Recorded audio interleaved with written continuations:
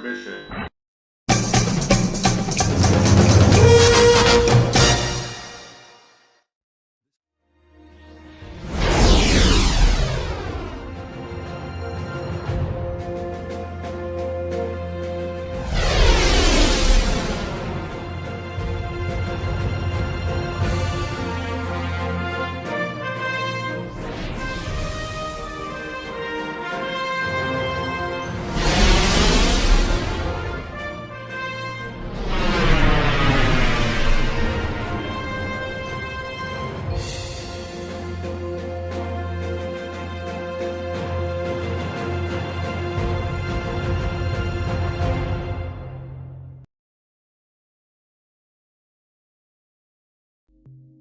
Good morning, and now it's time for a morning surprise here on Weird Fantastic Toy Adventures.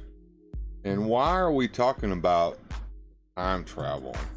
Well, it got brought up last night in the member chat for the channel, speaking of which you can be part of if you join the channel. Hey Zazel, what's happening, man? It's good to see you. Haven't seen you in a while. And Rickster's here, and he says, I just traveled in the year 2080. None of you were alive except Joe Biden. Was he a head in a jar like on Futurama? Was he still a potato? Tell me, Rick. Tell me all. Anyway, we had this discussion, and one of my favorite discussions is not only the many worlds theory of time travel, but also John Titor. And we can do an episode in the future just about John Titor if you would like. Just let me know in the discussion here. Good morning, George Valentine. Good to see you.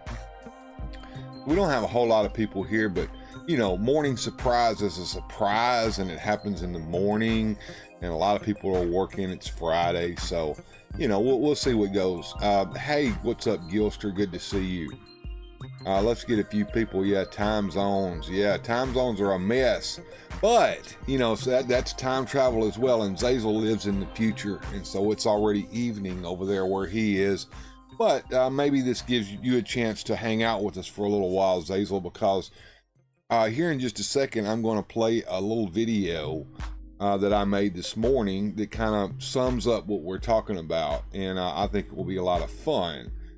So let's go ahead and play the video, and we'll see if some more people arrive, and let's have a discussion about this.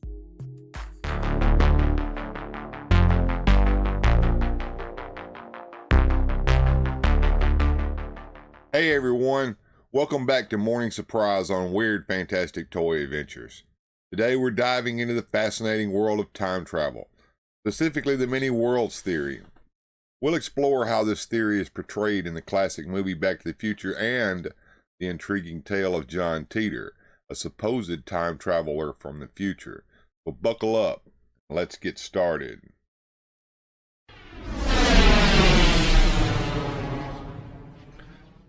First, let's talk about the many worlds theory. This theory, proposed by physicist Hugh Everett in 1957, suggests that every possible outcome of a quantum event actually occurs in its own separate universe. In other words, there are countless parallel universes where every possible scenario plays out. This means that if you travel back in time and change something, you create a new branch in the timeline, leading to a different future.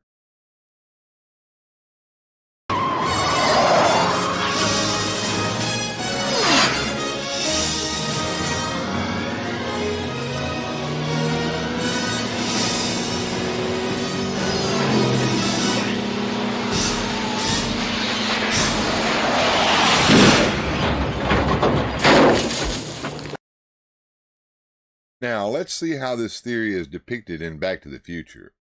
In the movie, Marty McFly travels back to 1955, accidentally preventing his parents from meeting, which threatens his own existence. To fix this, he has to ensure that they fall in love.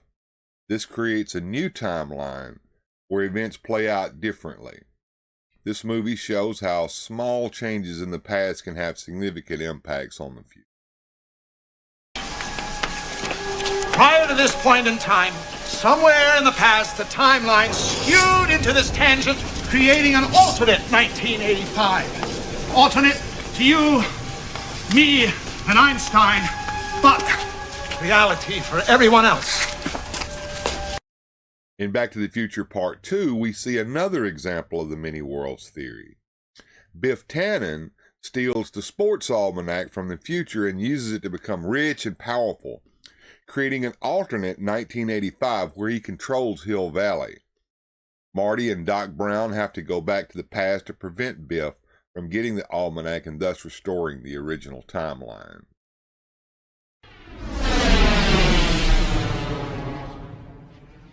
Now, let's shift gears to the story of John Teeter. In the early 2000s, a person claiming to be a time traveler from the year 2036 appeared on internet forums. John Teeter shared detailed descriptions of his time machine, making several predictions about the future. He claimed he was sent back to 1975 to retrieve an IBM 5100 computer, which he needed to debug legacy computer programs in his time.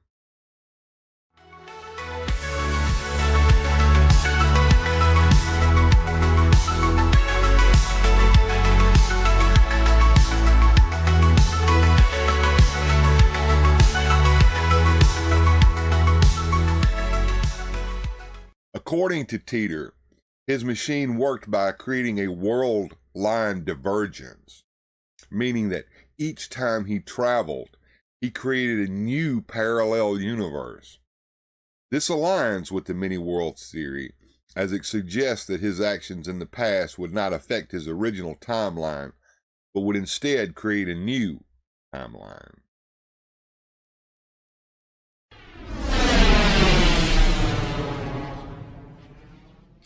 So, what can we learn from these examples? Both Back to the Future and the John Teeter story illustrate the concept of parallel universes, how time travel could potentially create new timelines. While the many worlds theory remains a topic of debate among physicists, it provides a fascinating framework for the understanding of the complexity of time travel.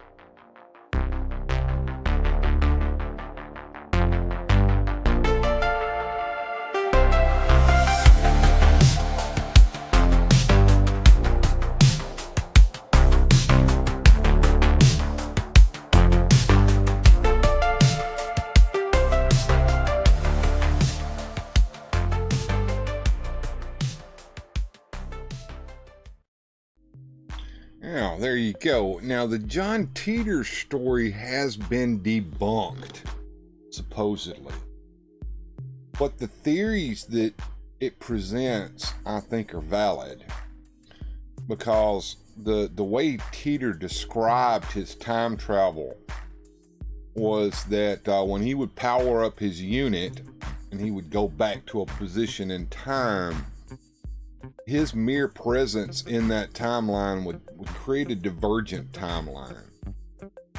And everything that he did would increase the divergence of that timeline. The idea being to try to do what you had to do as quickly as possible without interaction in that time period, creating more divergence. And the other idea is that you never go back to the actual timeline that you left. You go back to that timeline that you're on now with the divergence in it. Teeter came back from 2036, but he could not tell us COVID was heading our way when he went back to 2009. No, he couldn't. There were many things that he couldn't tell you because that would create even more divergence in the timeline. The idea being not to create the divergence, Rick. That's the point. Because the more divergence you create, the wild, crazy timeline that you may end up in when you go back to wherever it was that you supposedly started from. And that's the thing. You know, I understand, you know, the idea being that the time travelers are supposed to come back and fix everything, but that's not necessarily a good thing, because if you fix everything, then we can't progress the way we should. That's just a thought. Now, I'm not saying that's the truth. I'm just saying that this is the theories that as presented. I am curious to what you guys think about that, because it's a very interesting discussion. Toilet paper, who knew? There you go, Zazel. Now, speaking of time travel, I mean, let's look at some interesting ideas here. Let's go over to what used to be GeoCities. It's now called NeoCities, and let's think about a man who's trapped in the year 1999, and the only way that he can communicate with us in the future is through this web page that comes through a time portal on NeoCities from GeoCities. It's an interesting concept, and it's something that that would be interesting to look at. Now here is his web page. Who could this person be? Well, let's check out his MySpace page. So he has this MySpace page here, very interesting MySpace page, by the way. And moving on down here on his MySpace page, we see that he has some friends here in his friend list, and one of them being Time Travel Zero. Now, who is Time Travel Zero? Well, that's John Teeter. And there in his About Me there, you can see, if you are not aware, I will inform you of who I am. My name is John Teeter. I am a time traveler from the year 2036 AD. First off, let me inform you how time travel works.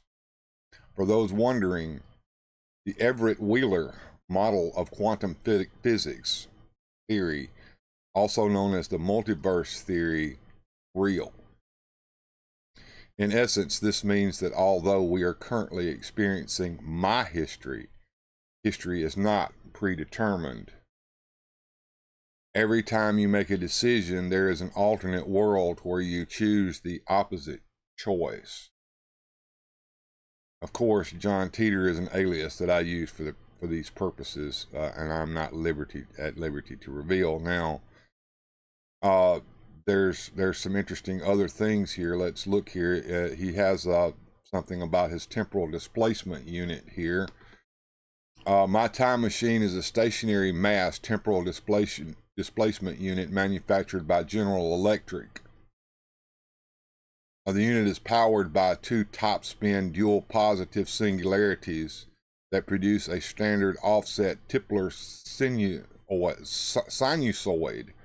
The unit includes two magnetic housing units for the dual microsingularities, an electric injection manifold to alter mass and gravity and microsingularities, a cooling and X-ray venting system, gravity sensors, or a veritable gravity lock, 4 main Cesium clocks, and 3 main computer units. And here's a picture of the unit diagram and a picture of the unit as well.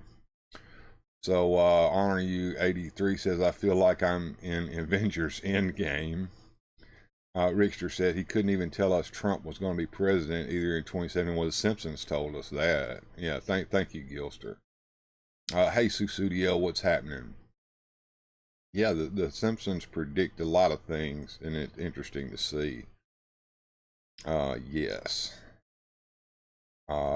Trump told us Trump. Yeah, the Simpsons told us that. They sure did. Oh, okay. So yeah, continuing on over here on this MySpace page for Time Travel Zero. Here's a picture of the unit, an actual picture of the unit that Peter posted at some point or another, and it's also here on his MySpace page. Here's the unit as well installed. Here's another picture from the unit installed in his time travel vehicle, which is actually a 4-wheel drive pickup truck. Going on down, we can see here a diagram. And he says, I do not think our devices are compatible. Now, these are some people that are posting back, you know. to him. It says, Joseph Stalin, also a time traveler, says, does your time machine include a spare energy mass exotic converter? Mine's broke and I need a new one for my transversible wormhole-based time travel machine. Also, is your machine an open or closed loop action method? To which Teeter replies, I do not think our devices are compatible. My device used two contained singularities to create gravity distortion time displacement. By using two micro singularities in close proximity to each other, it is possible to create, manipulate, and alter the curve fields to create a Tipler gravity sinusoid. This field can be adjusted, rotated, and moved in order to simulate the movement of mass through a donut-shaped singularity into an alternate world. Susudio has gifted a membership. Oh, that is beautiful, Susudio. Thank you so much. Let's check out who she gifted that to. You've been gifted a membership, Zazel's Clubhouse. Welcome to the Weird Fantastic family, sir. If I were a time traveler, I would have given a list of all the elected presidents up to 2036 to prove my theory right. Well, what if it didn't turn out right? Because just by doing that, you change the timeline. See, Rick, time is not a linear line. It's fluid. It flows. And everything that we do along that timeline creates different divergences in the timeline.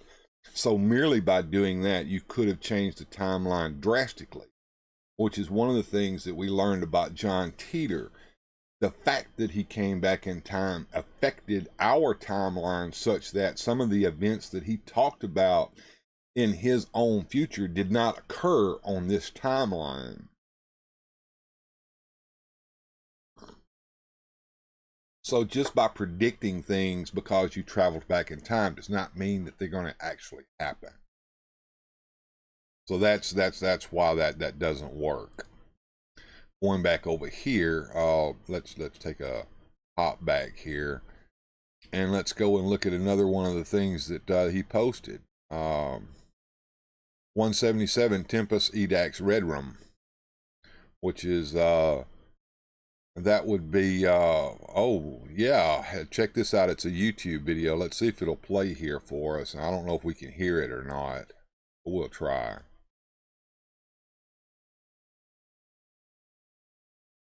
Greetings. I am a man you know as John Teeter. A correction, I am the man you know of as John. I was the second to arrive on the same world line as the other man you know as John. I was also who wrote the posts in November and January. This is a interesting little video here. It's not here. Let's see if we can make it play here. The other John wrote the posts in December and February. He too will write his final post in March of 2001. As I write this now, the date is March 22nd, 2009, and the divergence is 1.941. This is not the first time I have been in your future. I was here before writing the first post in 2001. I tried to warn you. I tried to wake you. As time passes, I fear you will witness the transition from your apathy and dependence to your children's fall into bondage. I feel sorry for you. You will not know the peace and freedom I will have when I return home. In spite of my efforts, the war that gave that gift to me may come to you much later. To prove to you who I am, a friend will corroborate the significance of the musical group, the B-52s. I am sorry about the strife and difficulty you have had these past years. It was required. As I said, after 1975, when I arrived in 1999, there was already another John there. The two of us devised a plan to return to separate world lines. The plan required that each of us travel to different time periods between 1998 and 2009 and take measurements with our displacement machine. We had to find a way to communicate these measurements in a way that would last and could be easily found later.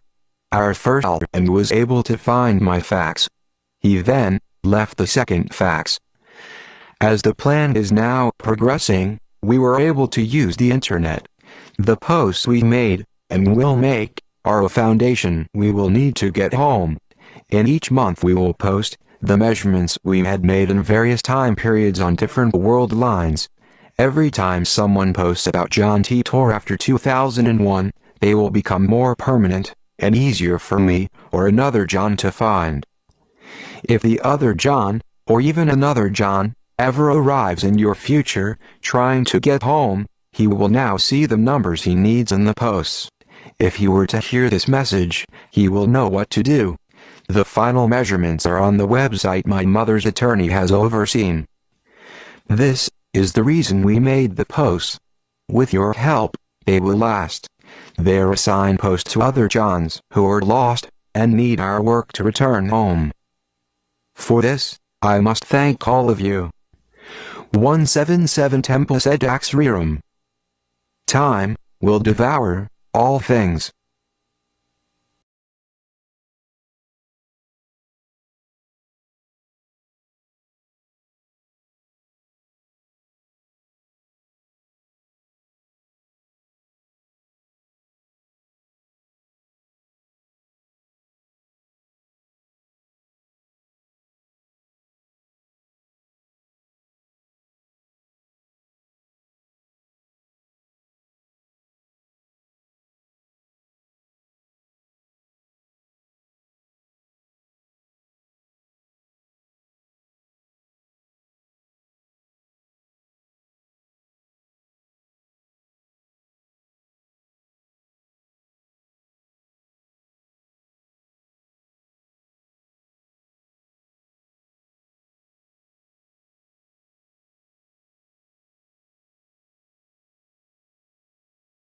Jumpy, thank you. I had muted that so it wouldn't interfere. Thank you. So we got John Titor here trapped, trying to find his way back home using the internet to create signposts and divergent statistics in order to figure out which way to get back. Yeah, thank you. I got the mic back on. If I go back to 2001 and I prevent the events of the World Trade Center, what consequences can I do more than 3,000 people who died on after war?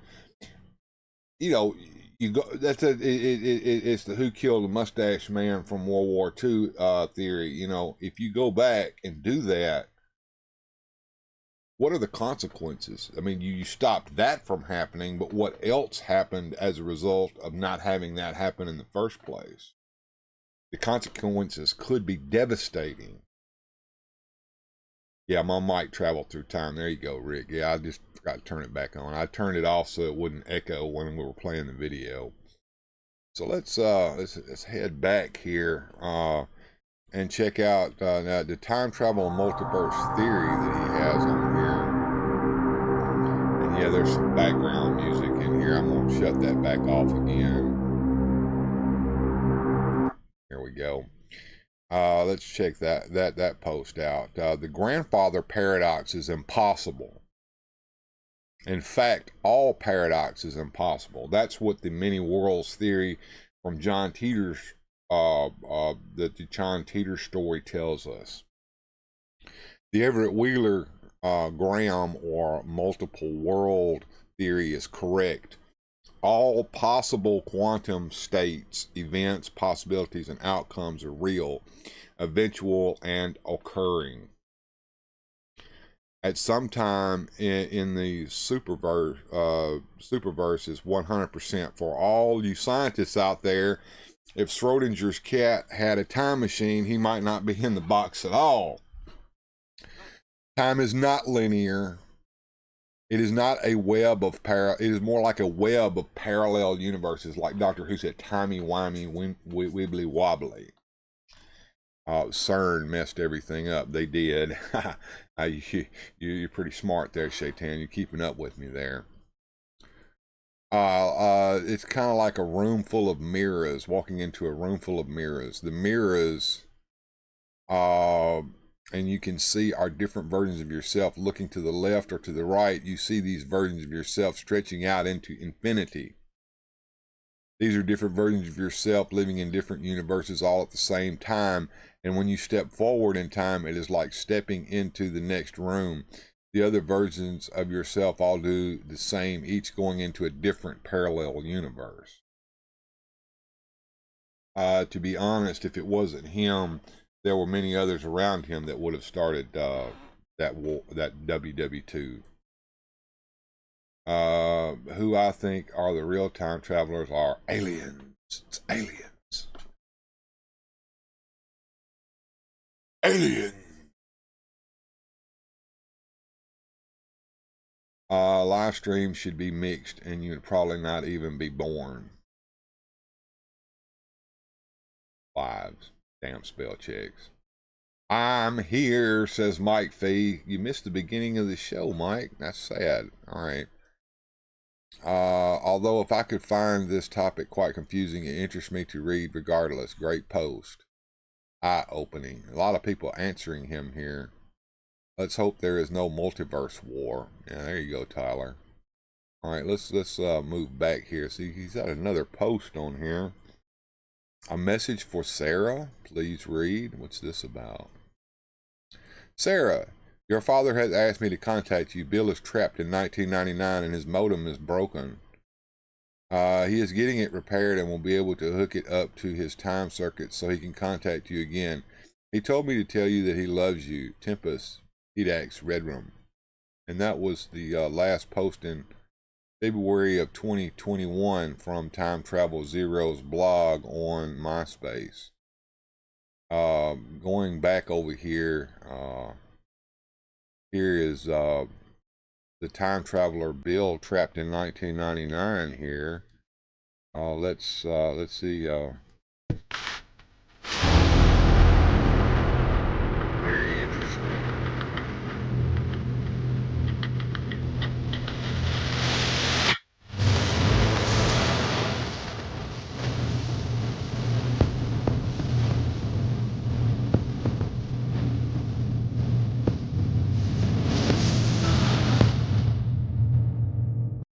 Yep, that's pretty interesting there. And we'll go back to the Time Traveler's webpage there. And as you can see, there's links on there and everything. So this is one time traveler trapped in 1999 who had an interaction with John Teeter. Thought that would be interesting to look at and think about. What do you guys think? Let's go back to the chat and see. The aliens have ships to travel faster in those galaxies, which is why they are hard to catch. Is that what you're meaning, hard to catch? Yes, hello, Mike. Hey, Fred. A little insider joke. Let's hope John fixed things because according to the Montauk Project, we're on borrowed time, so to speak. Yeah, that's correct as well. You remember the Flintstones meets the Jetsons? That was real. Yeah, well, see, the theory on that is that the Jetsons and the Flintstones are at the same time. The Flintstones are what's happening on Earth. Jetsons live up in the sky. Different outcome lives would be mixed, and you might be born as different. Yes, it could be mixed up very bad. That would be sucked to be stuck in time. If you guys don't mind, I want to play the video that we played at the beginning for Mike. I think he would enjoy seeing that. So I'm gonna play this for you, Mike, and you check it out.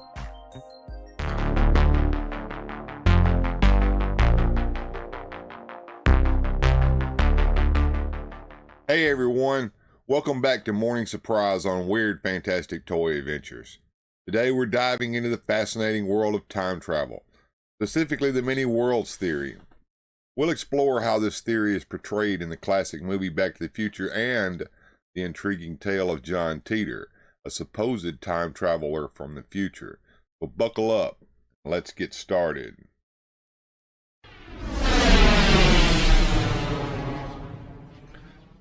First, let's talk about the many worlds theory.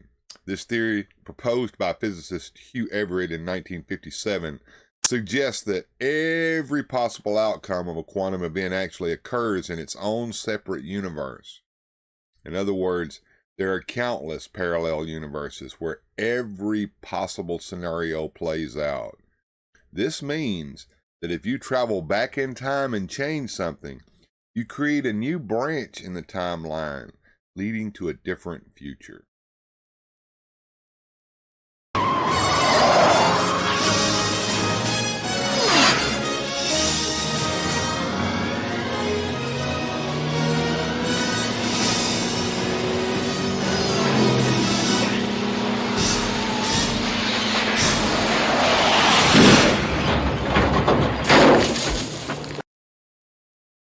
Now, let's see how this theory is depicted in Back to the Future. In the movie, Marty McFly travels back to 1955, accidentally preventing his parents from meeting, which threatens his own existence. To fix this, he has to ensure that they fall in love. This creates a new timeline where events play out differently. This movie shows how small changes in the past can have significant impacts on the future. Prior to this point in time, somewhere in the past, the timeline skewed into this tangent, creating an alternate 1985. Alternate to you, me, and Einstein, but reality for everyone else. In Back to the Future Part 2, we see another example of the many worlds theory. Biff Tannen steals the sports almanac from the future and uses it to become rich and powerful, creating an alternate 1985 where he controls Hill Valley. Marty and Doc Brown have to go back to the past to prevent Biff from getting the almanac and thus restoring the original timeline.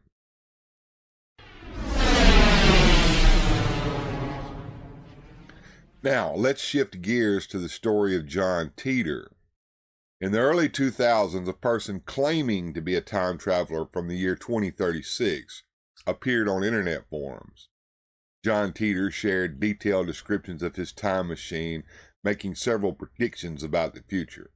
He claimed he was sent back to 1975 to retrieve an IBM 5100 computer, which he needed to debug legacy computer programs in his time.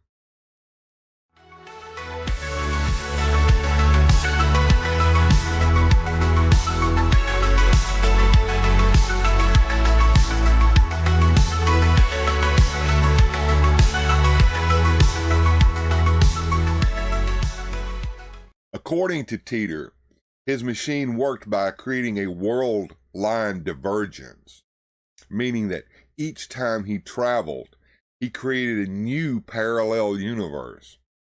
This aligns with the many worlds theory, as it suggests that his actions in the past would not affect his original timeline, but would instead create a new timeline.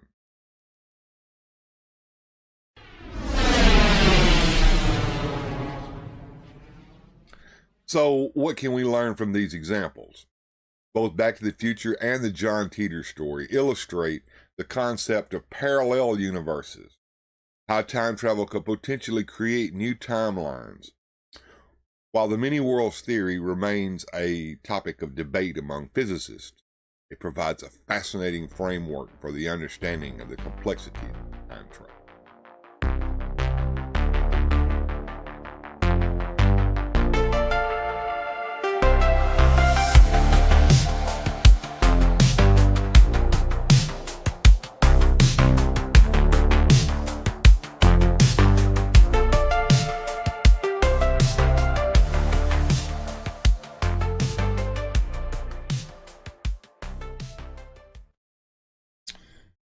Let's see here. Interesting. I always thought that Back to the Future was on point somewhat. A little different from the John Teeter theory, but much the same. In Charles 19. Yeah, we haven't had that yet. The Back to the Future, the timeline was one timeline. The divergence that you created became the new timeline when you created the divergence. Whereas in the John Teeter theory, all the timelines exist and you basically create them and jump up to them, and you can't get back to the other one, although that one still continues to flow along after you leave it. And you can never get back to your original timeline. And the butterfly effect and the Mandela effect and all that do go into this. The Mandela effect, they say, is the result of time travel. And are people time sensitive enough to be able to detect that they're on a divergent timeline, or to see other timelines in dreams or whatnot? I don't know. It's an interesting idea.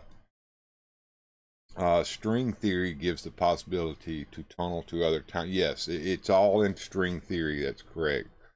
The shark still looks fake. It looks even more fake in Jaws 19. Tony Stark even knew that Back to the Future was a farce. It says, yeah, it's an interesting idea. And where are the flying cars?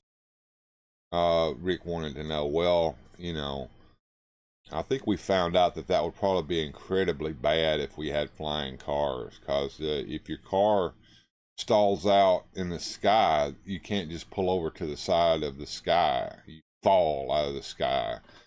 If you have a wreck in the sky, you don't just pull over and call the cops and a tow truck. You fall out of the sky.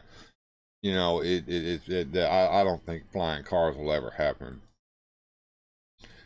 You remember Mandela being dead as a kid. I don't. I remember him getting out of prison and becoming the president of South Africa. Hello, Rolando. How's it going? They did have it right with the big screen TVs. You know, they did. So, you know, you have Doctor Who as well, and that also seems to be one timeline, and it doesn't diverge, but there are separate parallel universes, although getting from one to the other requires so much power that TARDISes normally can't do that. That's another idea, but I'm still partial to the many worlds theory as presented by Teeter. Yeah, people can't drive as it is, and I don't want them flying either, George. I agree with you on that one. You know, and going back over here, I want to go back over to the MySpace page of John Teeter. I think that would be interesting to look at some more, especially some of the stuff that was on there.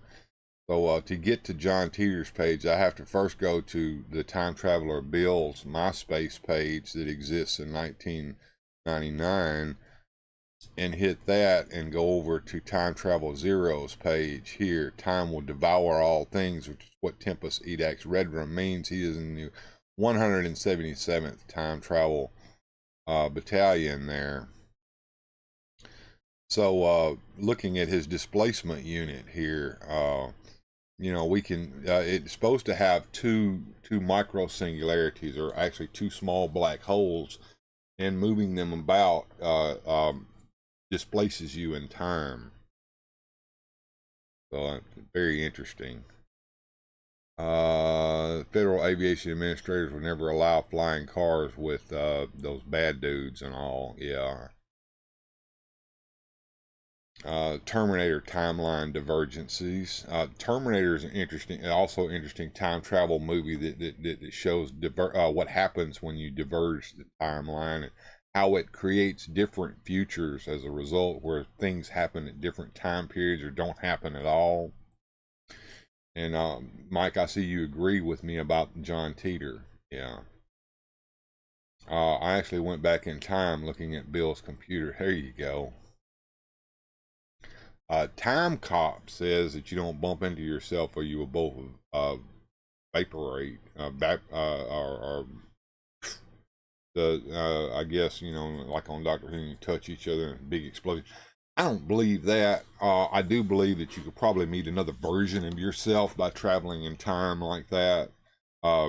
Teeter talks about this in one of these posts that was on this MySpace page. Let's go back here and see where he talked about that and here on the time travel and multiverse theory. And then there was that YouTube video where he talked about all these posts were signposts for all of the John Teeters. They're kind of, I guess, lost, trying find their way back to a less divergent timeline to get back to their future. So that's very interesting. George likes the way Quantum Leap handle timelines. That's an interesting idea, and I wanted to talk about that. I'm glad you brought that up. So in the Quantum Leap idea of time travel, you don't actually physically yourself travel in time. Your consciousness does, and it inhabits a body of a person who is existing at that time, if I'm not correct. I don't kind of like that, but yeah, each his own. See, Richter says, I would go back in time and see if Mike B was actually born in 1985. Yeah, I don't believe it either, Bill. There you go. Sam technically exists outside of time. I think Sam killed himself in the time travel experiment, and all of that was just weird.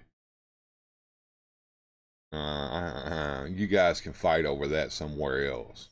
I need birth pictures. There you go. All right. So that was our discussion of this. Now, I don't know if John from Figuratively Speaking is here or not, but I was kind of hoping that he would, because I wanted to talk about something completely different, which is YouTube and how the algorithm supports channels and how views happen. And I guess it would be kind of fun to go over to my studio and look at that. Some of my statistics here. I think that would be very interesting to look at, perhaps. So I'll pull up my dashboard here and get the analytics on the screen.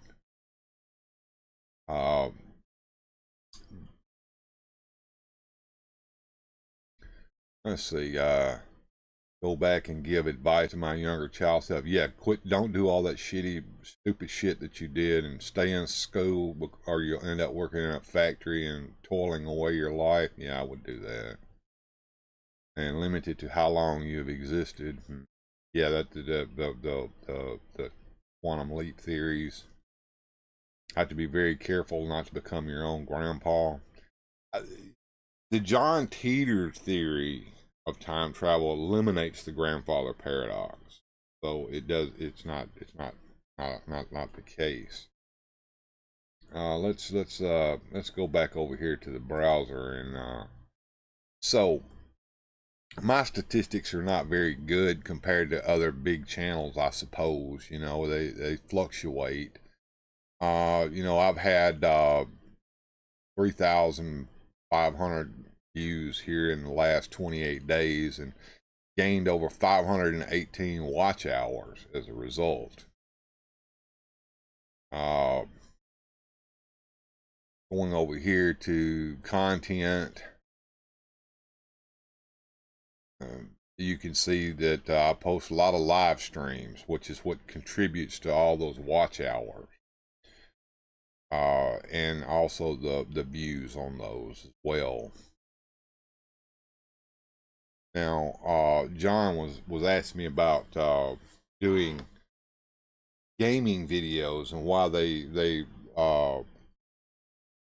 produce better results than other things. You know, we can go down here and we'll take a look here at the latest video and how it well, that's not the one I wanted to click back. It's this one here. Look at the analytics on this video. This video actually did pretty good. Here you can see it's got 58 views. It's trending a little higher than normal. As you can see, it got a lot of views when it first came out, and it's slowly rising and still on the rise. Some videos do better than others. This particular video produced I think a 2 out of 10 within the first 24 hours. Not too bad.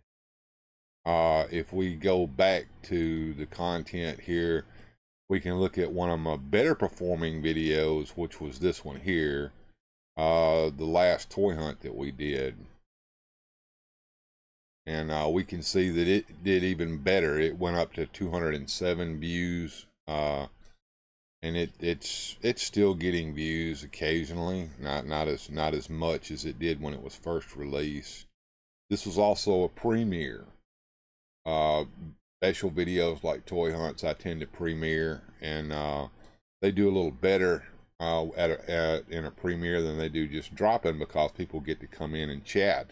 But the video has to be long enough to justify that before I do it.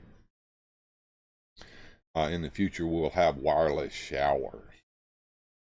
We already have wireless showers. I would hope that you wouldn't have electricity in the shower. That would be a little dangerous. Too much showering, Rick, causes icy skin and rashes and shredded skin in your case. And my luck, younger mother would scream at me to get away from my son, weirdo. Probably, yeah, probably.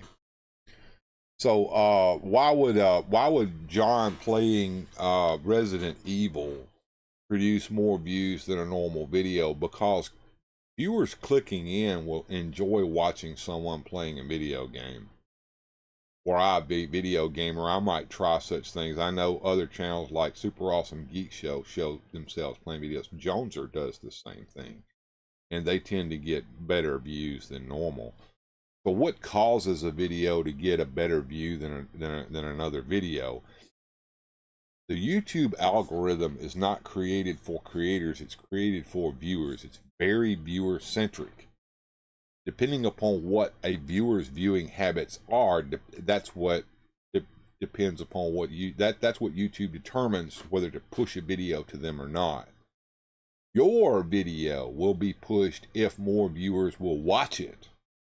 And that is determined first by whether your returning viewers come back and watch that video or not. In other words, people who are subscribed to you, people who are members of your channel, or people who just watch your channel in general. Do they come in and watch the video? Do they continue to watch the video all the way to the end? If not, if they don't return to watch a video of yours, or they click in and watch the first few minutes of the video or the first few seconds of the video and then click away, these are all determinants that the YouTube says, okay, this is not a good video, nobody wants to watch it. Very good example of that, if we go back over here, I did an experiment a little while back. Get down here to where it is, with magnetized water. So we have Pop Hayden's original magnetized water from California. So it got 22 views. It didn't trend up here in the top like it should have. Got very few watch hours because nobody watched it. Nobody watched it. Here is the retention on that video. The retention is not too bad on the video for those who did watch it. But as a result of that, you know, it doesn't get any more views after that, and it's not trending upwards at all. It's flat. And way down here at the bottom, flat, because YouTube didn't push it, because first of all, my channel viewers gave up on it or never chose to click on it in the first place, possibly not knowing what it was or not understanding what I was doing with that. But yeah, it tanked it all together. Now, does that mean it was a failure? No, it doesn't. It just means that I proved something to myself, and I was able to get that particular thing done because I wanted to see what would happen. Back to the chat here. A sonic shower sounds interesting. Yeah, okay. I want to install two shower heads, and both will be on each side. Rick takes lotion with him into the shower. I think he just uses a soap personally. It's pretty slippery. I'm foolish and just post at what I feel like when I need to actually focus. He might be safe with the lotion. Last thing I would talk to him is showers. Okay. So in other words, if John if you come back to watch this, maybe this will help you understand how the algorithm works and why some videos perform better than others and what it means when your video gets a 1 out of 10 or doesn't. This video here was not a 1 out of 10. It was down at the very, very bottom. It was one of the worst videos that I've ever actually put on the channel, as a matter of fact. But, you know, it just shows how the algorithm works to try to create something for you. Now, some of these videos typically perform in the middle. Most of the music videos do stay in the middle. Some videos do better than others. When we look at the views here, you can see that. Me reading the book to Connor only got 39 views. All right. Whereas the Horde music video got 56, which was pretty good. The interview with Big Daddy Storm got 56 views, and it was premiered. The Toy Hunt video got 205, which is pretty good. Really good. Really good. So, let's see. When was that? Because for a while, YouTube stopped giving me notifications. YouTube will stop giving you notifications for a channel if you don't watch that channel. If you don't watch the videos that that channel produces or whatnot. If it says, okay, this guy only watches live streams, but he doesn't watch any of the videos that the channel produces, then it may give you notifications for the live stream and skip out on the long form videos that the channel produces. It's all viewer centric. It's trying to determine what you want to watch, George. Mary doesn't care about any of that, probably Rick. Videos are hot or miss. Lately, my videos have all green arrows pointing up and some have green check marks. Yeah, that means that those videos are performing either typical, green check mark, or producing better than normal. That would be the green arrow pointing up. Does YouTube or yourself delete the video? The only time YouTube will delete a video is if it's got a strike on it, or a community guide of some sort, like a community guideline strike or a copyright strike. And it doesn't delete the video, it just fixes it where nobody can see it. It's still there. You can delete a video if you want to. I have deleted videos in the past. It stopped all notifications on anyone. That's interesting. There's a couple of things about the notification bells that you might want to think about. When you subscribe to a channel, the drop-down list that comes out of the subscribe, you have different ways of notifying. You want a notification all, and if you use a cell phone, you want to go into your cell phone settings and make sure that YouTube is set so that it notifies you and that the settings aren't muted on YouTube. That's in the phone settings. So if you're getting notifications from YouTube but it's not dinging your phone, that's why. Okay. Gojatron says, I don't know what the algorithm wants from me. This week's video has over 6,300 views and no idea why it took off. That happens as well. I haven't had a video take off like that in a long time, Gojatron. Way back when I was doing a lot of stop motion videos. I had a couple of them that took off like that, but I had none ever produce those kinds of results ever again. And there's John finally. Hello, he says. We're talking about just what I said we were talking about today, is why some videos perform better than others. And we're kind of looking at my statistics over here in the studio. Like I said, the algorithm pushes what people want to watch. If more of your channel members and channel subscribers and people who watch your channel consistently, whether they're subscribed or not, watch a video when it drops, that will determine whether YouTube pushes it even further. Now, to go even further than that, to go completely viral, to get the thousands of views like Gojatron's talking about, when it pushes the video out, when everybody watches it that watches your channel, watches the video that you produce, YouTube will throw it out to even further. If those people watch it and watch more of it, I mean, you don't have a complete dip at the very beginning, and the viewer line stays pretty consistent without any huge dips in it, and goes all the way through, then it will go out even further, and you may end up even sitting out on the landing page for YouTube, which is where you get thousands and thousands of views as people begin clicking in and watching. My highest video hit 1.2K views. It was a damn short. Yeah, that's not a video. Okay, quit calling shorts videos. Shorts are shorts. Videos are long form videos. Okay, people will watch shorts and they won't watch anything else that you do but your shorts.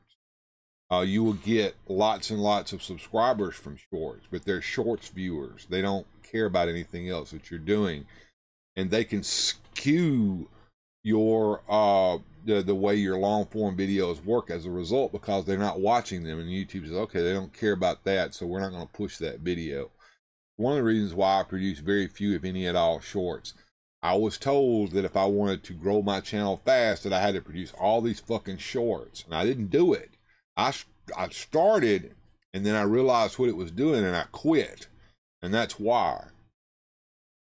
See, I've noticed some videos on my playlist are not mine.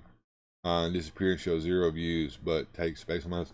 Okay, there's several different playlists that YouTube creates for you. One of them is your watch playlist, which shows you everything that you've watched in it. It's not public. You can create playlists and you can put any video on YouTube in it.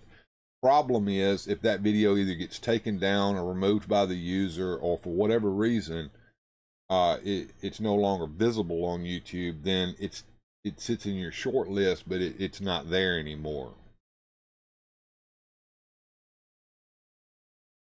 See, I've only made 2 video game videos. Yeah, people will watch those. They will tune in and watch those, and as a result of all of those watches, YouTube may push that out even further, depending on whether it's a live stream or not as well.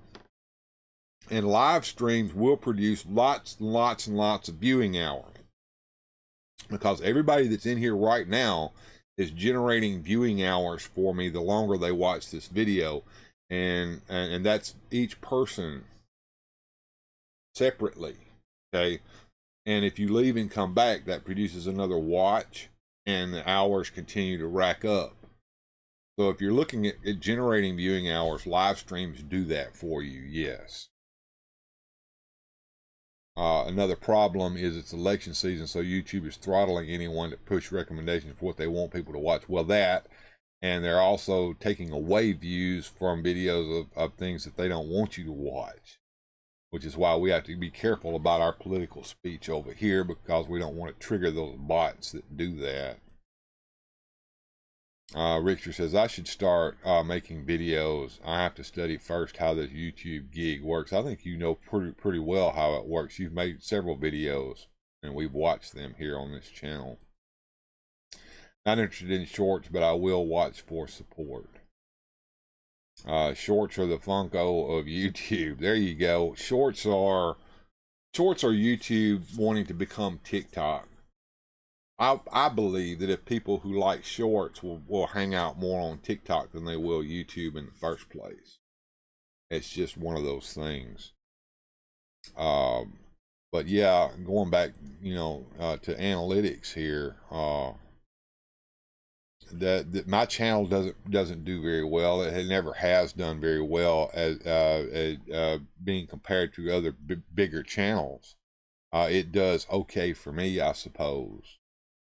But my content jumps on the weekends when I'm live streaming, and my long form videos do get views occasionally. Sometimes I get absolutely hardly anything during the week until I start live streaming again.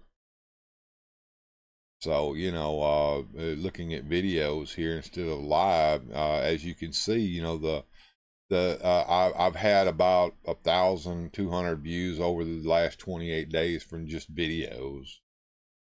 my impressions have gone up. As you can see, something happened on September the 2nd that got me a lot of views. That would be the epic toy hunt video I was telling you about. People love toy hunts. The problem with that is that if you do them all the time, then those numbers tend to go down. If you make them a special event, then they tend to do that. No proof of that, Bill. Not interested in TikTok at all. Yeah. So, you know, my average view duration on any video is about 2 minutes. So no matter how long my video is, people only stick around for a couple of minutes before they move on. You know, we can look at our typical videos. That time is now, and Superpower Wave 4 did pretty good. These are below typical. Now here's a toy hunt that didn't do so well. This portion right here is the portion that you want to try to work with, because that's when people tune in and immediately tune right the hell back out within the first 30 seconds of the video. This line here is steadily going down. You want that to be more or less a straight line coming across instead of steadily going down like that. And here are the top videos for the last 28 days. And we'll go and see more on that one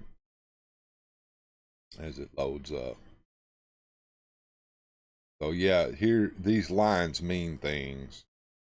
So, you know, you've got this line here, which tells us your total views. These are all the different videos here sitting on that and how they're performing as opposed to one another. So at the top one here is the toy hunt. And then let me move the screen around a little bit so you guys can see it better.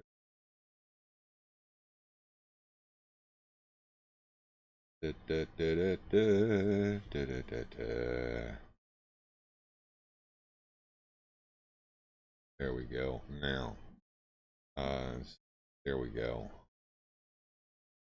So the toy hunt video did good. Now look, this is an old video of mine, Danger at Castle Grayskull. Got 159 views, impressions, 117 views. Here is, this is in the last 28 days. This is not a total number here. Masters of the Universe Origins Collection. This is another one of my evergreen videos that keeps producing. Batcave keeps producing. Enter the Lost World of the Warlord. It keeps producing for me. Big Daddy Storm's doing pretty well here. Kind of like that video. And then some of these other videos, as you can see over the years, some of them do better than others. And then we go way down here to the bottom. And we see this poor old video here with Superman sitting at the bottom of King of Castle Grayskull, which was a good video at one time, is not producing stuff now. But these are how this works. These are views over the last 28 days. So, you know, your videos perform well depending upon who watches them and how long they watch. And that's kind of how that works. So we have to kind of remember that. There we go. I need to take a break real quick, so let's take a commercial break and I'll be right back. And now these messages.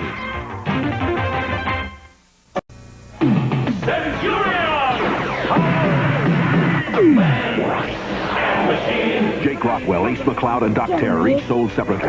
Trouble up rubber, Jake! Energize the assault mode! Let's do it! My name is Doc Terror Down!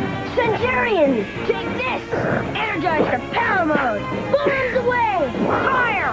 Now Doc Terror falls! Right, Jake? Right, Ace! New Centurions, Jake Rockwell, Ace McCloud, and Doc Terror come as shown, each sold separately. This is how you exterminate a bat! Fat This is Karen Boyd from OnStar. I got a signal your airbag went off. Should I send for an ambulance? Everything's fine. Send the police to Pork and Main. I'll contact them right away.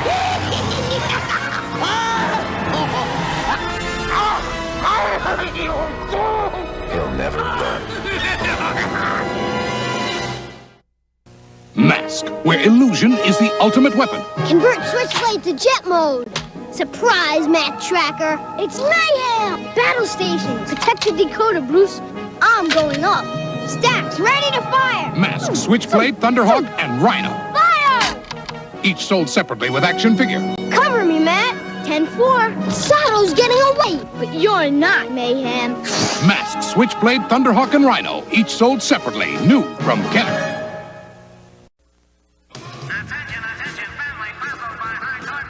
Holy perplexity, Batman! Let's not be bewildered, Robin.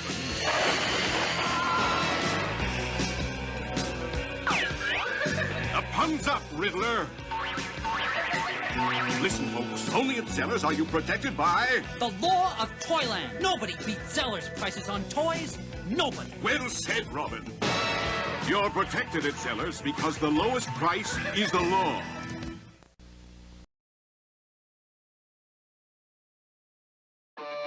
Hey, toy collectors and enthusiasts, ready to level up your collection? Welcome to Hella Dope Toys.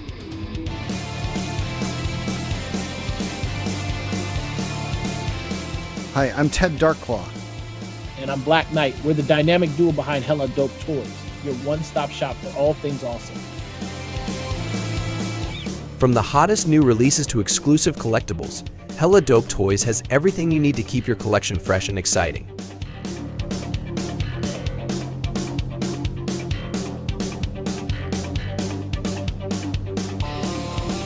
Check out this awesome new figure I just got. Fast shipping, and top-notch customer service.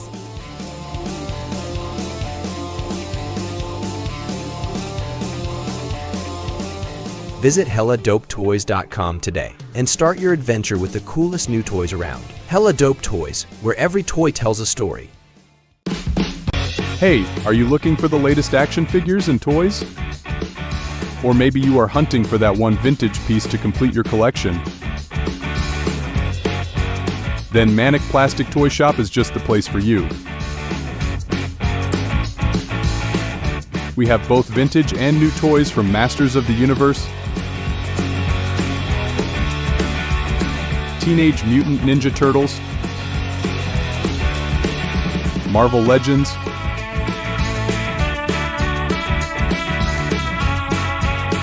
Ghostbusters, DC Comics superheroes, and your favorite wrestlers. Sick of eBay scalpers? We have reasonable prices on all our toys. Just go to manicplastic.com and follow us on Instagram and Facebook. There we go. We're back, and hot damn, that evil Hasbro Batman is Jumpy McClunky. So yeah, John, I know you came in a little late and you didn't get to see the beginning of my discussion about YouTube videos, but to try to sum that up a little bit, so if you're looking at getting more viewing hours, live streams will do that for you. If you want to get more viewers, doing something like that attracts people to watch, like playing a video game, can do that for you as well. Or is getting subscribers, people to actually subscribe to you. Generally, live streams are not the place for that. They're generally for a place for people who already watch your channel to come and check you out when you're live. And that's generally what happens, even here. Most of my returning viewers on a live stream are people who have watched my channel before. They're returning viewers. I don't get a lot of new viewers. I sometimes do, but it's an outlier when that happens. If you want to get subscribers, you have to produce content consistently, week after week, month after month, whether it's monthly producing a video, weekly producing a video, or doing a video twice a week. However you want to do that, just stay consistent with it. and some videos are going to produce better than others, and that's just the way it is. You're never going to have a 10 out of 10 every damn time that you produce a video. Well, there's Perry Platypus. Hey, how's it going? Well, I've kind of got to the end of everything I wanted to talk about, so we're about into music and fun time. So let's go down here and pull this up for you guys to look at while we talk about, you know, what we've looked at so far. So we talked about the many worlds theory of time travel and how it relates to one of my favorite internet stories, the story of John Teeter. And if you guys want to hear more John Teeter stuff, or maybe even have a whole video created by me focusing on John Teeter, let me know in the comments below the video. I would love to hear that. I would love to see if anybody's interested in seeing my take on the John Teeter story, which I think is the correct and when it comes to theoretical time travel. Never said I believe it's real or not. You know, I'm just saying theoretically, if time travel were to exist, I think that the many worlds theory would be correct. Wherever you land at, a whole new timeline is created with whatever you've done, changing things, making a divergence in that timeline, meaning you can never go back to where you started because there was no divergence, there was no interference on that timeline. That eliminates many of the time travel paradoxes as well. So let's see what I've got set up here. I thought I set up a set list. Let me make sure. See what I've got set up here. I don't think I set up a set list. I did not. So I'm going to set up a quick set list here of some stuff that you guys might be interested in watching this morning. Go here, and I'm going to put some just stuff in here that I like, some channel stuff as well that we haven't seen in a while. Let's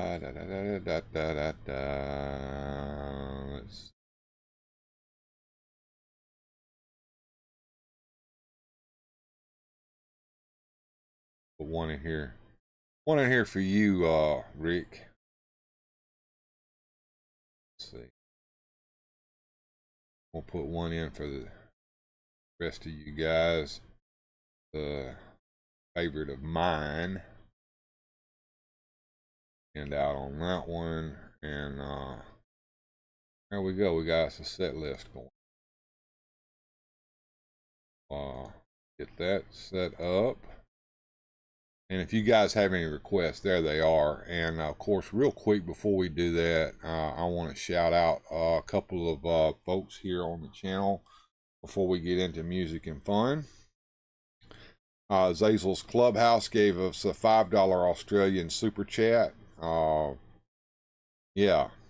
Thank you, Zazel, for that. Susudio came in and gifted Zazel a membership to the channel, and that was awesome. Thank you for that, Susudio. Rick, stay out of the hot tub. That sounds like somebody wants me to do a request. We'll talk about that after the first set. So if you got requests, go ahead and give them to me, and I'll set up a request list. And in the meantime, let's have a little music and fun.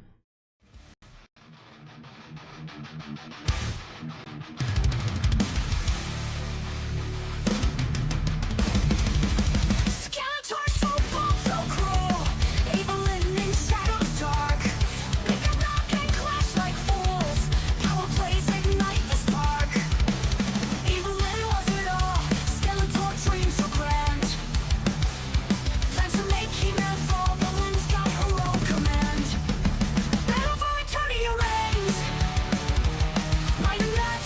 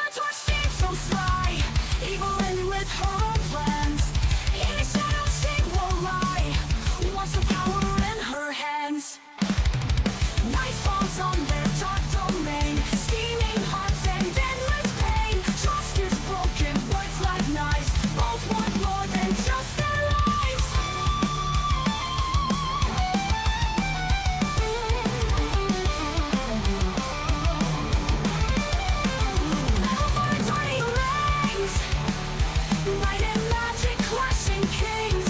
Who will rule? Who will win? When the chaos reigns within.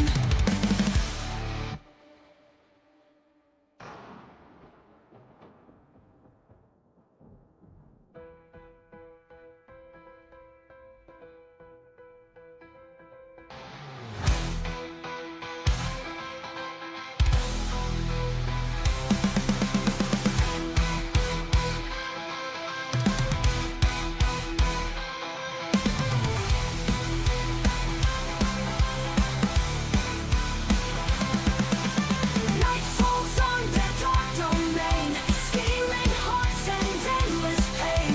Trust is broken, words like knives, both want more than just their lives. And all authority arise, bringing logic crushing kings. Who will rule, who will win, when the chaos reigns within?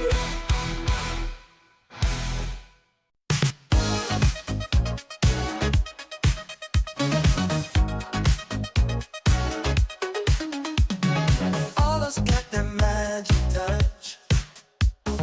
Every day she shines so much. Pretty eyes that light the way. Super groovy all the way. Dancing through the city nights, smiling with her pure delight. Everyone just stops to see. All us close so wild and free. Always groove is in her soul, makes the world feel whole. Sexy moves and pretty curls, she's the queen of all the girls. Every step she takes so light, polished charm just feels so right. Groovy girl with all her might, makes the day turn into night. All her life some people cheer. She spreads joy far and near. With her heart set to the beat,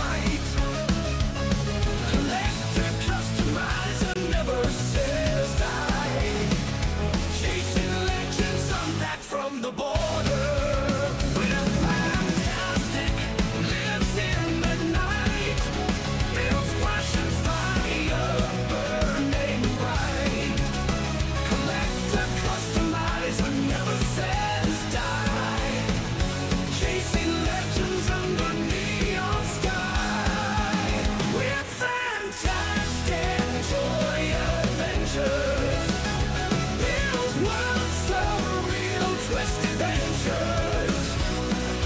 Old school loving plastic dreams.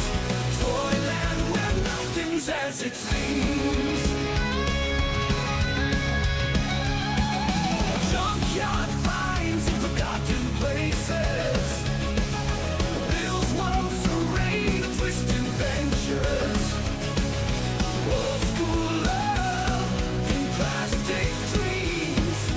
Toyland where nothing's as it seems. Junkyard finds in forgotten places.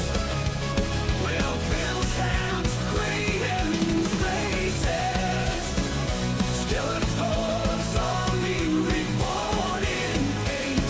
Toys telling tales with no restraint. Fantastic! Adventures! Bill's world's surreal twist adventures. Old school love in plastic dreams. Toyland where nothing's as it seems. Action figures line walls. Good story echoing in halls. Legends past in new attire. Plastic gods unknown to last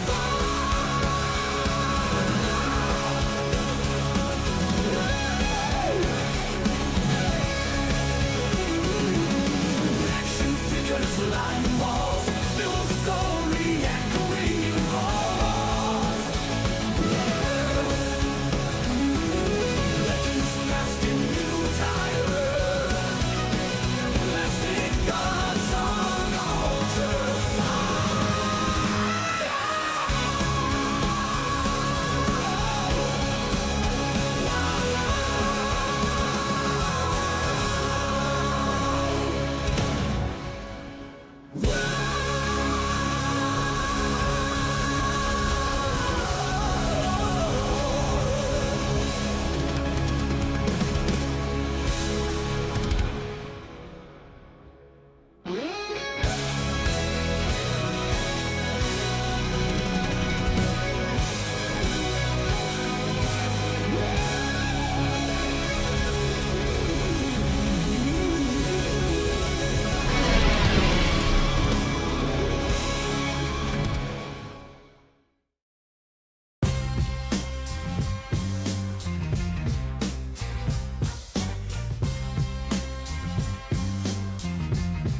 This is Hordak, the original gangster. I'm here to give a special shout out to Mike V from your little pal, Jeff.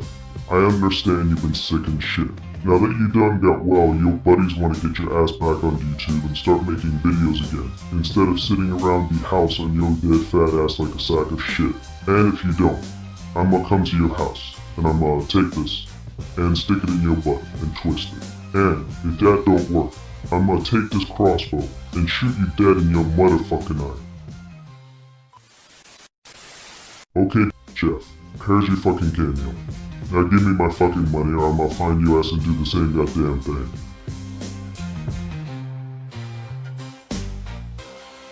Okay, I'm done. Is that shit off? What, goddamn? How many more of these fucking things do I have to do today?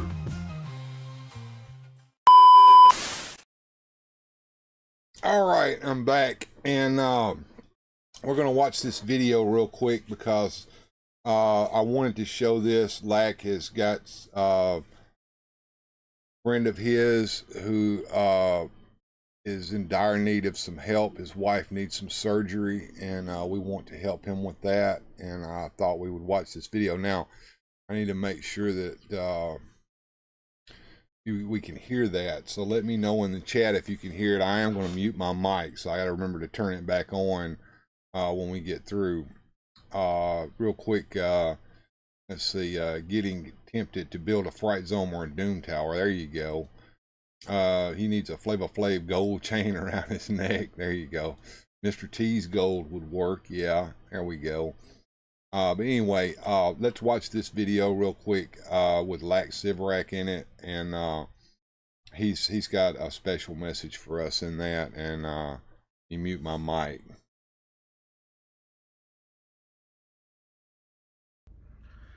Hello and welcome to the mothership. I'm of course the Commander, General Lax Sivrak. Hey, I don't do this very often, but I wanted to do a short public service announcement. Everyone on the channel has heard me talk about my friend Dylan. He's my close friend and brother from another mother. But anyway, look, Dylan has put together a fundraising campaign for his cousin. His cousin is in need of some surgery, and she's trying to raise the deductible for that. So look for the link in the description. We'll also pin it on the top of the comments. But please, if you are able to donate, please go by this this link that I've put in this video, and let's help Dylan's cousin raise the bit of money that she needs for her surgery. Anyway, I certainly appreciate it. Dylan is he's a good guy. He's a top-notch supporter of the channel, and he asks very little from the community. So this is something, if you're able to help, please do so. If at very least, if we could maybe get the word out, maybe share the link on a few different platforms if you're able to, I would really appreciate it. I don't ask as the war chief, I don't ask very much of the troops, but I did want to share this out there. So to Dylan's cousin, get better. We're going to do our part here in our community to help you out. All right, I've been General Lax Sivrak. I will continue to be, and as always, I'll see you on down the trail. Thank you. And I'm going to go down here, and here is the link right here. And let's see if we can get that to come up. Page here. This is the Gift Send Go for that particular one. And let's see if I can grab that link and share it with everyone here in the chat. So I'm going to try to share that link here. Please help if you can. And there we go. And I'm going to pin that to the top. Go. There you go. And we'll see if that link works. Good. Yep, fine. So click the link there and help Lack if you can. I would appreciate that, everyone. So what have we been doing today? Well, we've been having a whole ball of fun here. We went over to this site here a couple of times and looked at John Teeter's story here on his MySpace page. And we got there through this time traveler, Bill, who has a site on Neo Cities that's actually a time portal from the year 1999. Very, very interesting there. So what is going on here with this site, and why do I keep going back to it? You're asking yourselves. Well, the thing is, I'll admit this is my site on Neo Cities, and why did I create this? Well, it's an interconnected thing. It's a lot of Easter eggs involved in that. You go over to it, you end up inside this old computer monitor running a Netscape browser that actually works. You can go down and you can click on these different links and see different things on there. Following the links that are within these links, you find different web pages that are interconnected, like this one, for instance, which is a website that contains links to a whole bunch of different things that I like. You might even find yourself over on this site here, which is a complete parody and humor site. And then of course, if you want to get some kitty porn merchandise, you can go over to the kitty porn page and you can buy cups and and hoodies and things related to the kiddie porn. Well, what's that about? You ask. Well, you go down here and you see what it is. You know, there's a whole page about the problem of kitten porn that's on the internet, and you know, we need to stamp that out. You know, so you know. All these things, you know, you can even get a link to this page here. Kind of interesting old blog going on there. What is that all about? Well, you know, you can go over there and you can see what I've been up to recently here on Weird Fantastic Toy Adventures by visiting that blog. And then this thing here exists still in the world today. If you remember this, you know. All these sites interconnected that I have thrown together and done. It's kind of a step back in time. I even created years and years ago a Doctor Who website that's a nice compendium. It kind of stops at David Tennant though. But yeah, it's an interesting thing. Let's see. That's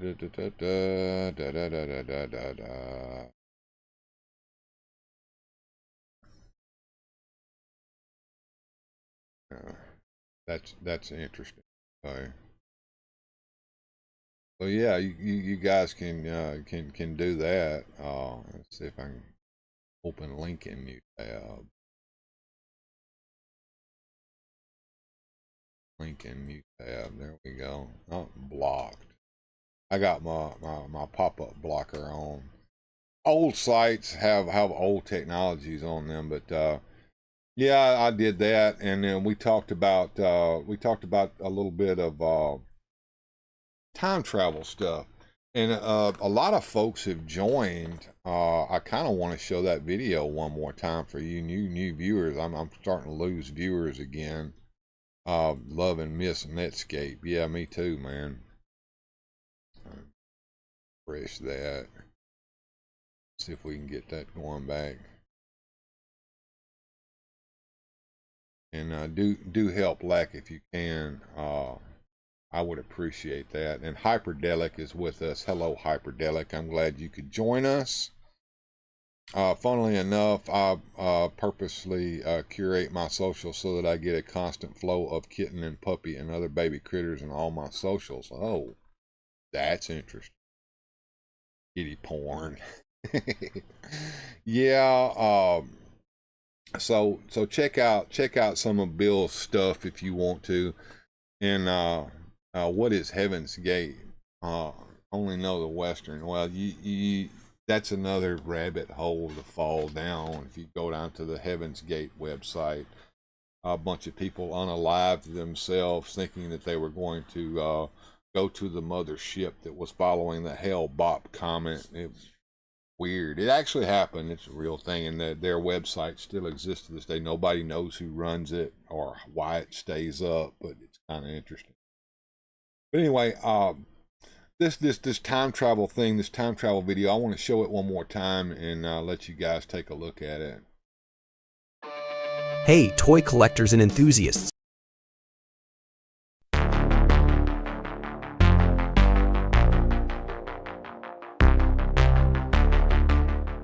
Hey everyone, welcome back to Morning Surprise on Weird Fantastic Toy Adventures. Today we're diving into the fascinating world of time travel, specifically the many worlds theory. We'll explore how this theory is portrayed in the classic movie Back to the Future and the intriguing tale of John Teeter, a supposed time traveler from the future. So buckle up, let's get started.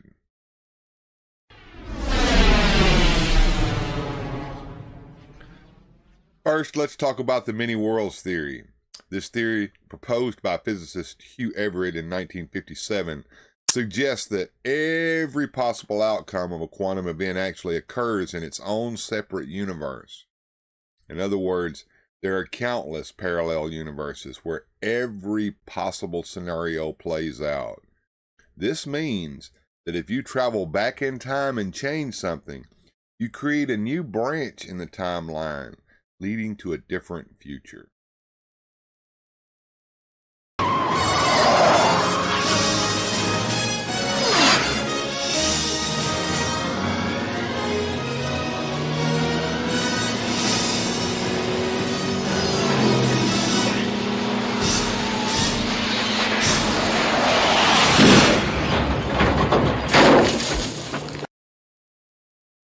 Now, let's see how this theory is depicted in Back to the Future.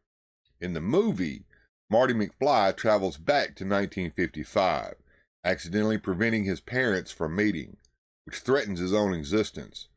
To fix this, he has to ensure that they fall in love. This creates a new timeline where events play out differently. This movie shows how small changes in the past can have significant impacts on the future.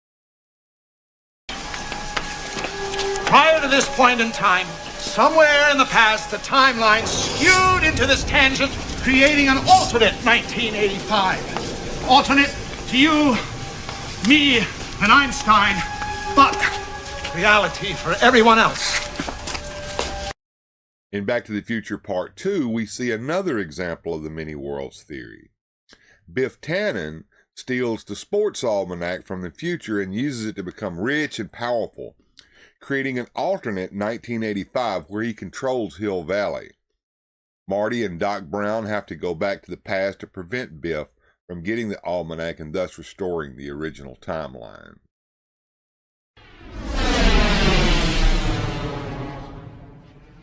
Now, let's shift gears to the story of John Teeter. In the early 2000s, a person claiming to be a time traveler from the year 2036 appeared on internet forums. John Teeter shared detailed descriptions of his time machine, making several predictions about the future. He claimed he was sent back to 1975 to retrieve an IBM 5100 computer, which he needed to debug legacy computer programs in his time.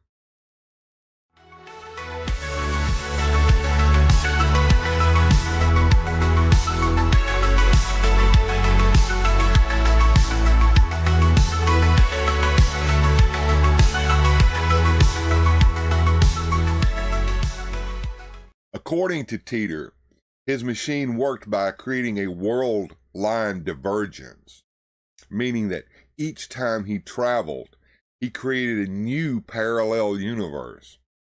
This aligns with the many worlds theory, as it suggests that his actions in the past would not affect his original timeline, but would instead create a new timeline.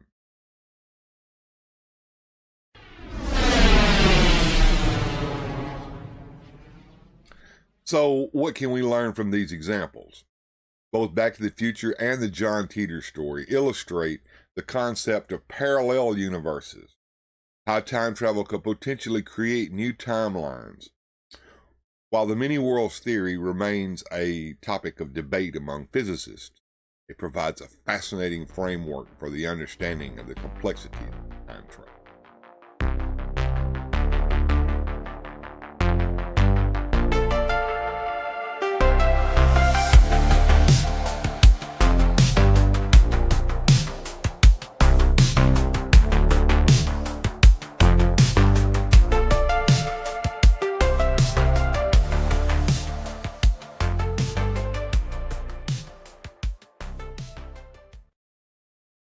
Well, I got an interesting little warning coming up that apparently some of the clips that I showed from Back to the Future are not necessarily a good thing to show on the channel. I might have to go in and make some jiggery pokery to that particular video if I ever plan on releasing it later. I may have to cut some portions out of this live stream later after it's over with as a result of that as well. I want to know if any of you guys saw any interruptions in the video while that happened. Anyway, let's do some music and fun as well. Time travel is explained differently in Marvel. Yeah, that's a whole different can of worms right there. So yeah, we talked about some time travel theories earlier, and I showed you a rabbit hole to fall down over there if you go over to my NeoCity site. Time Tunnel, yeah, that I remember that. I've watched several episodes of Time Tunnel. They used to show those. They put them together and make a little movie out of them and show them sometimes on Saturday afternoons. I kind of liked that back when I was a kid. It was kind of a neat show. But yeah, time travel is a little pastime of mine. One of the things that I like to check out occasionally. But I saw some suggestions for some music videos, and I don't mind playing them on this live stream. It ain't monetized or anything. And I want to go back in later on and see what those warnings were about. That's just crazy crap from YouTube. But anyway, let's check out some comedy music and fun. There's some really crazy stuff in here. It's the stuff you guys all like when it comes to the comedy. E-Man getting ready to the blue. Skeletor with plans for something new. Gotta wash away the dirt from the day. Evelyn and Tila got something to say. Grab that soap, start the ladder up now. Nobody's gonna go down on you. Water splashing as we sing this song. Staying fresh is where you belong. We won't go down unless you're clean. Shiny bright like a hero's dream. Gotta scrub to earn that glow. He-Man and Skeletor, let's go.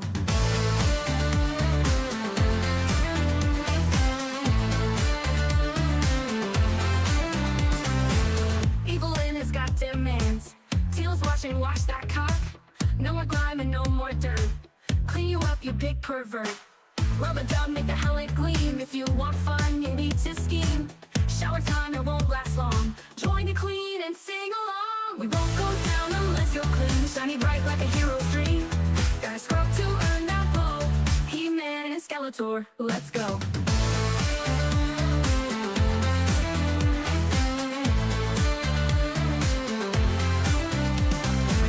Go down unless you're clean. Shiny bright like a hero's dream. Gotta scrub to earn that blow. He-Man and Skeletor, let's go.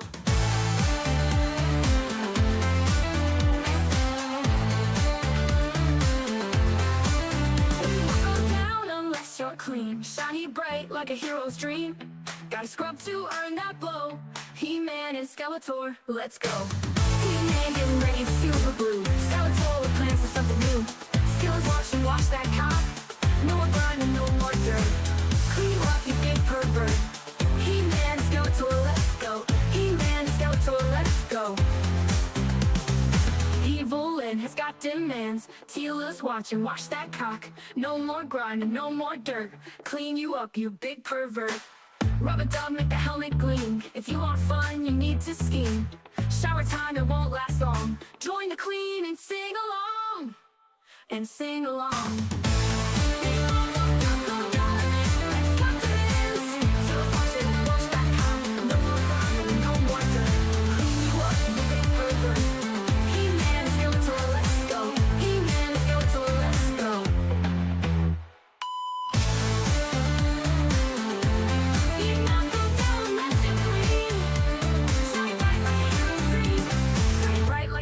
Dream.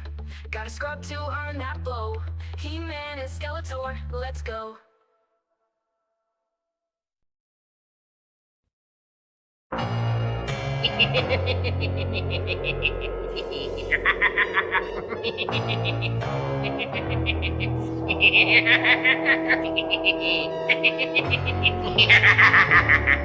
Oh shit.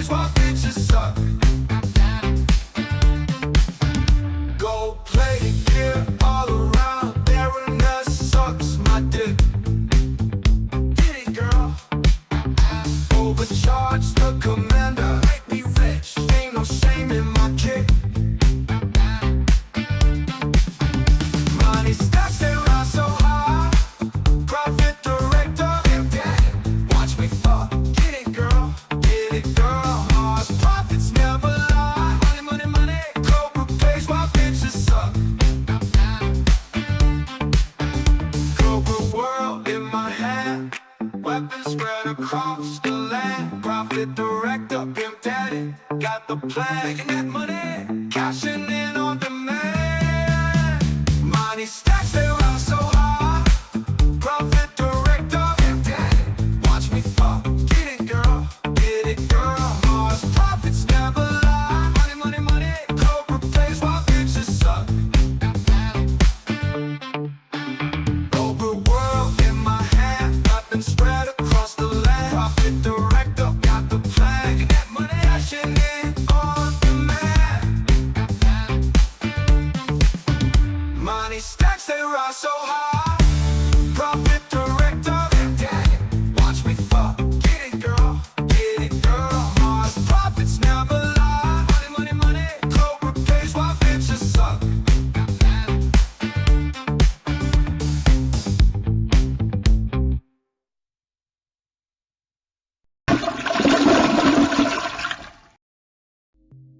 All right, now we're back. Nightwing says, speaking of time travel,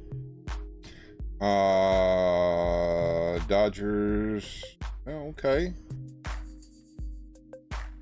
The dude's got a shiny gold head. He showed me. There you go. All right. Yeah, I'm coming to the conclusion of today's morning surprise. I've got to get tonight's show prepared and see how that's going to work. I used to work with a dude that used to fall asleep on the toilet at work. Can't understand how someone can sleep in the middle. I don't know. I'm going to the bathroom. Who knows? But yeah, before I go, I want to shout out Zazel's Clubhouse for that $5 Australian super chat. And I also want to shout out Susudio, who gifted a membership to him. So that was great. Glad you guys were here. I hope you guys enjoyed the time travel discussion.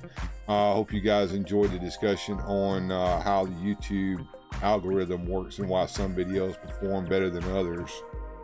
Had to work late tonight, Jeff. I hate to hear that. Using steroids.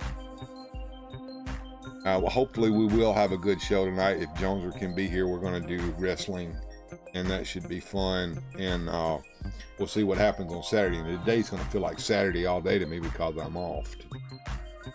We'll see how that goes. But anyway, thank you guys for joining me today. I appreciate you. I appreciate everyone who helped out today with the super chats. Click that link up there at the top of the chat that's pinned and help like Sivrak's friend, wife get that surgery. That would be great. Thank you, Jumpy McClunky, for being in today. And thank you for the new member that joined today. I appreciate that. And we will see you all next time here on Weird Fantastic Toy Adventures. In the meantime, keep on collecting, stay fantastic, and have a good journey. Special thanks to the channel supporters. Without your help, these adventures would not be possible.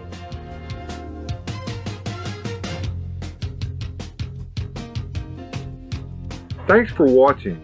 If you enjoyed today's adventure, please hit like, subscribe, and share the video.